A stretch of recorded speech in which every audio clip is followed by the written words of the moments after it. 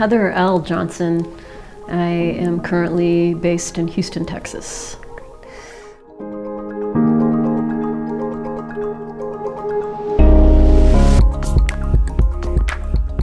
Well, I've been an exhibiting visual artist for probably 25 years now, and I'm a traveler. I've been traveling while I grew up moving around, for one thing, and that act has bled into my work.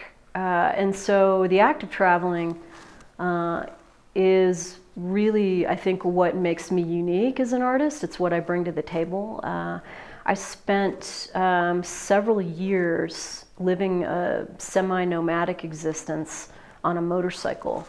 I did 3 different very large trips by myself on 3 different motorcycles over the course of these years. The first being around the United States, the second one into Mexico, and then in 2015 I was sponsored by a philanthropist and artist organization called Cherryhurst House in Houston, Texas, to ride a motorcycle down to Argentina. So I rode solo all the way down through the Americas over 10 months.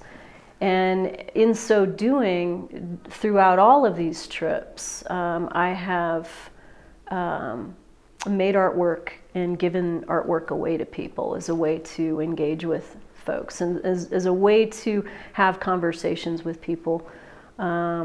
So I'm very interested in art as an act of giving. In my travels, it's important for me to give something back in return for what I learn from the space and what I learn from other people. I bring that to the canyon. I bring this wealth of experience of other places, other people, other perspectives. Many different types of conversations have been had, and I also know that it's important to give back. I've been doing what I do for a very long time. I work in a variety of media. I'm best known for embroidery, of all things. Embroidery is important because it forces you to slow down. It takes a very long time to hand stitch the things that I make, and then I give them away in many cases. So I think that this is my set that I bring to the canyon. This is my unique gift.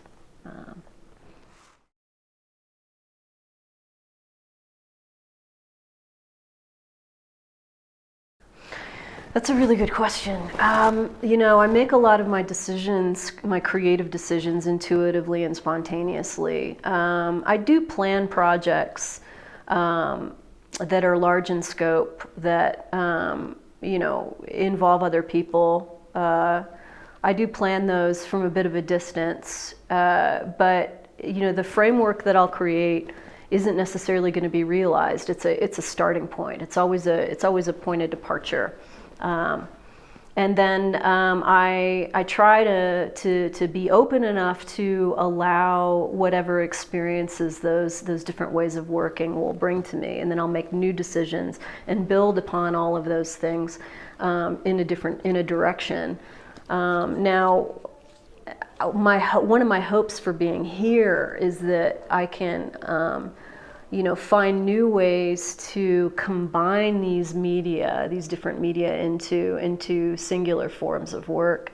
I've lately, I've been making drawings and then stitching the drawings, for example, or I write a lot, and sometimes I'll take the text that I write and I'll integrate the text into the piece itself. I certainly combine photography with writing all the time, and video as well. And what I love to do lately, what I've been doing with Instagram, I view Instagram and Facebook as potential vehicles for art, not necessarily as mean, yes, they're promotional tools, but I think that there's potential there to actually use those platforms as artworks in of themselves.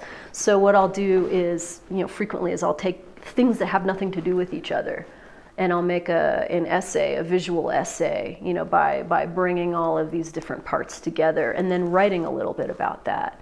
I'll look at the relationships between things, and I'll write about, whatever tensions arise from those relationships in between. And that in-between space that I speak of is the territory where all of these different things that I do come together. That is the goal.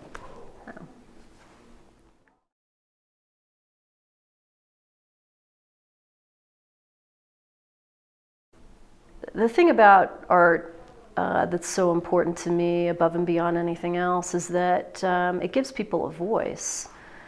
If you empower people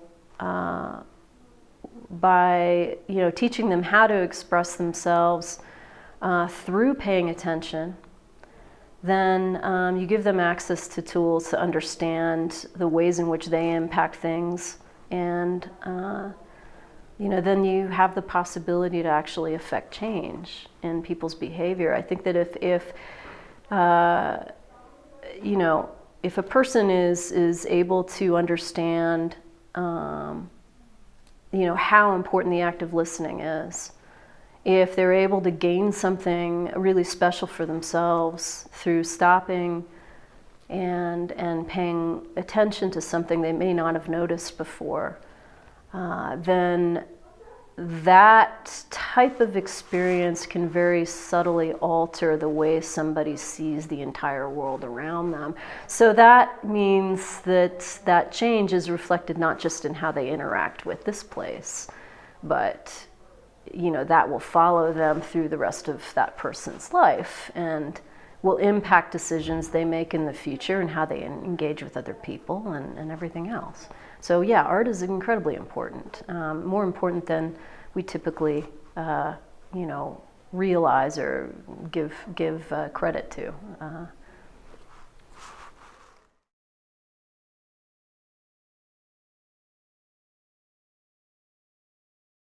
Well, being a traveler, this place provided an opportunity to explore, one of the most revered landscapes in the world, for one. It's a place that I don't know, and I'm always attracted to places I don't know. And when I learned how many visitors come here per year, I became really intrigued with, the idea that this place that's seen as pristine and precious, that is escaped to by people, from all over the world. How does that jive with, the fragility of this space? And, what does it take, in other words, to support this number of people in a place that is actually quite fragile, despite its austerity and its size and its scale and its grandiosity.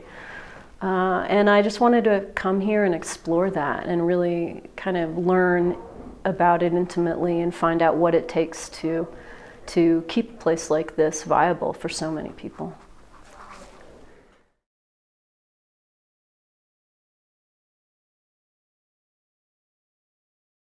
Well, I really, aside from, these personal questions and issues I want to solve with regard to learning how to be more conscientious about how I move through space and how I relate to it. I also, the thing is, there are issues with the environment and with infrastructure that I've been studying and fascinated with for many years. Given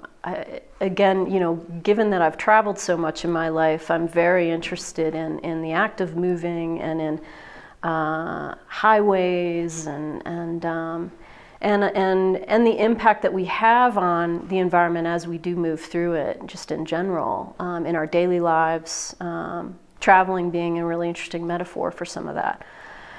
Um, I, you know, feel like the way that I work, I do many different things. I work in a variety of different media, and I also write.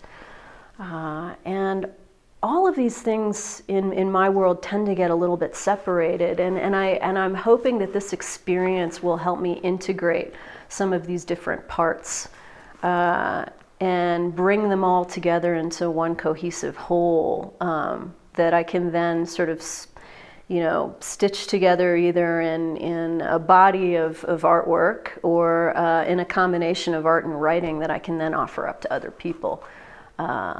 But I mean, primarily I'm here to learn. I'm here to listen and to absorb and to understand, the ways in which we as humans sort of live in this kind of dichotomy of, you come to a place like this and you want to experience some sort of sublime escape from the everyday, from the mundane details of our regular lives.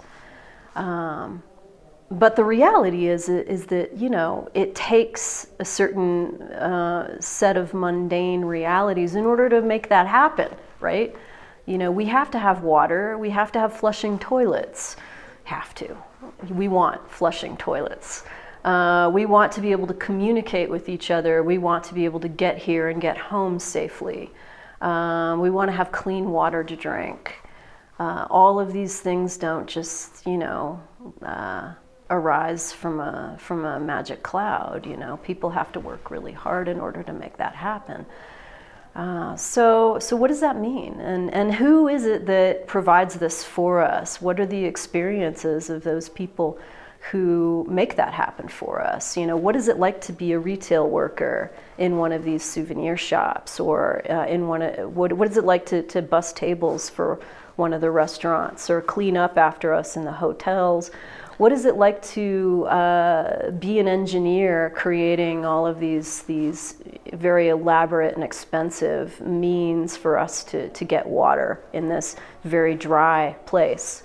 What is it like to have to clean the toilets? What is it like to have to, clean out the septic tanks? What's that job like? Or to fix things that get broken, to repair the water pipelines that burst 20 times a year, apparently, from what I understand. These are all things that, I hope to absorb and learn, and I'll take that knowledge back with me, and it'll feed work that I make for months, if not years to come.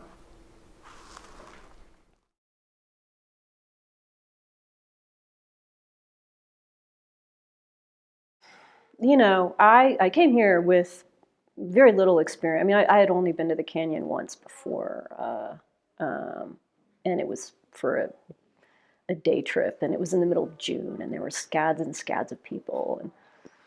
And so I didn't know this place very well. And now, my goodness, I've been here for 2 weeks, and I've learned so much about how it's supported, how waste is managed, how water is moved. I've learned an incredible amount of stuff, and I've also had the amazing experience of being able to hike into the canyon. So not only have I had the traditional experience that most people have of viewing everything from a distance, from behind a wall, right? But I've been able to go deep into it. So I've been privileged with the experience of feeling it from all these different vantage points. And so now I feel like I have an honest platform of information to work from. I feel like I know this place more intimately, and beginning to get to the point where I'm learning more about myself in the process, what my own limitations are, and that's really what I came here to do, to come to a greater understanding of myself, and how I impact places I move through.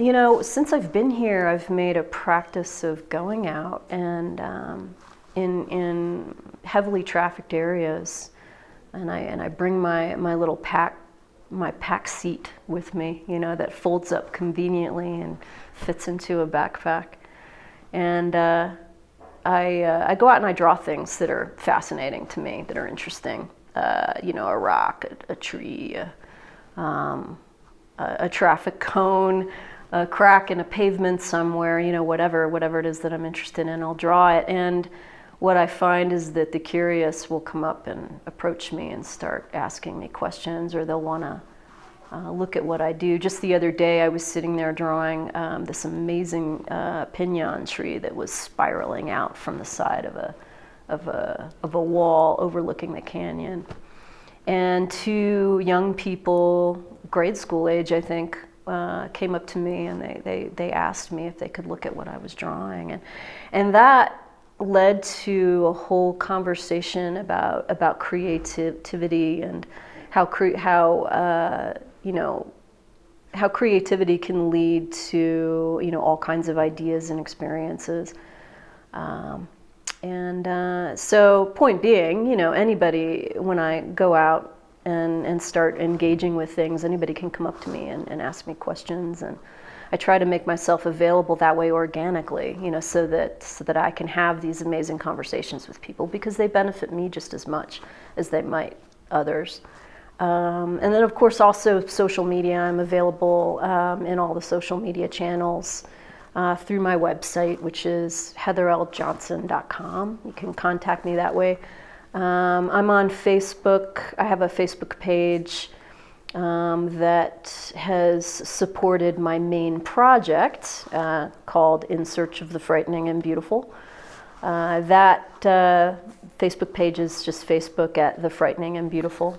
And then my Instagram handle is, interestingly enough, this has its own backstory, Lil Bloody, Lilbloody. It's basically stolen from a character in a cartoon drawn by an old friend of mine that I've adopted for many years.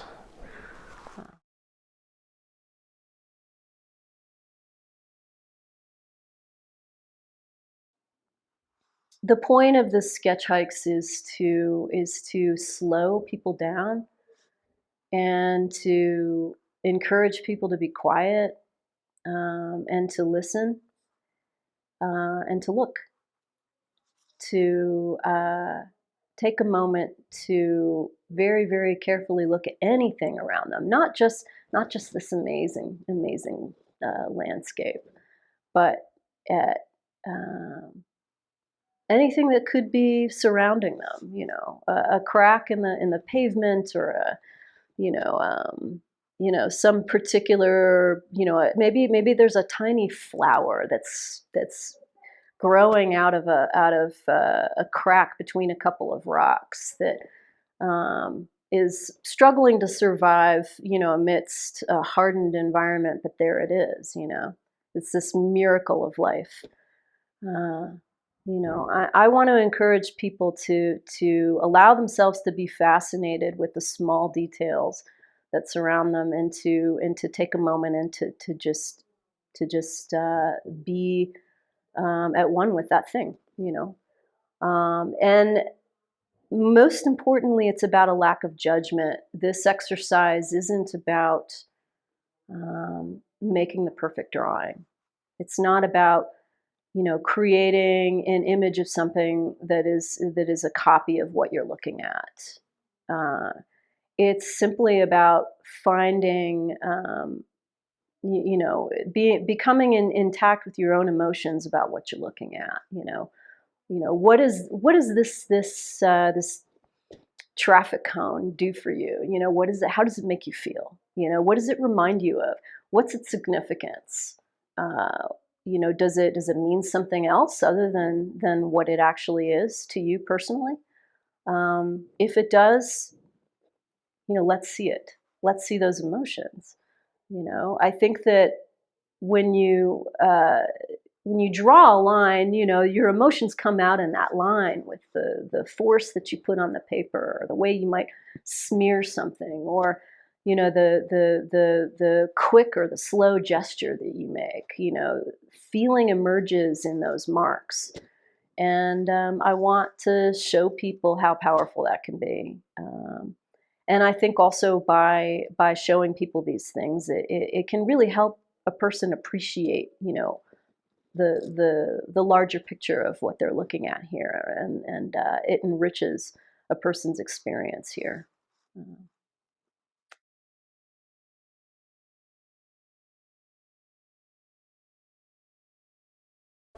I have to say that most artists I know are already pretty good at that. Most artists, that is their specialty. It is to connect intimately with the world and reinterpret it.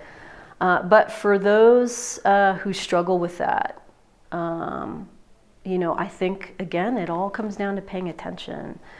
It's very important to stop and to listen and to be quiet and to understand, to be open to facts, to real information, and to question assumptions. I think that's what the job of the artist is to take in the information and to process it in a way that is real to that individual, but is also relevant to the rest of the world. That's how artists give back, and and that applies to any person, and whether you call yourself an artist or not. Paying attention, slowing down, and listening. That to me is the way that one makes good art, and it's also a great way to be an amazing human being in terms of how we relate to the world that we move through and how we give back to it.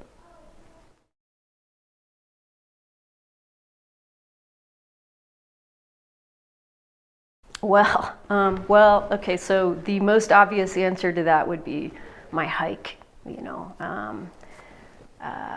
Being able to go deep into a space that I do not know. In so doing, risking my life, putting myself in a situation that was quite challenging, that I probably was not ready for, but I did it anyway, and to be given the opportunity to really exercise myself and to prove to myself that I was capable of such a thing, to experience this amazing, beautiful, quiet, incredibly filled yet empty space, that reveals this whole other side of this place that I wouldn't otherwise know if I just had stayed up here. So yes, that was an amazing privilege to be able to do that. But really, the real answer to that question would be the kindness that I've encountered from the people I've met here, people who work here, people who have helped me get comfortable here. Grand Canyon Conservancy staff members, people who work in the grocery store, people who have taken me on tours of waste treatment plants, and other tourists, other folks I've met on the trail. The kindness and the courtesy and the curiosity and the conversations I've had, those things have collectively made the most positive experience of my being here. And I'm left thinking, wouldn't it be amazing if we could take that kindness that we're all capable of and allow that type of behavior to really bleed through into how we, move through the world in general, collectively, as a race, I think it would be really special if we could collectively, as a group, continue to if we could take that love that we have for each other individually and really apply it to how we move through the world, particularly with regard to what we don't know, who and what we don't know. You know, wouldn't it be amazing if we could treat the world in the same way that we treat each other individually? I think that would be pretty special.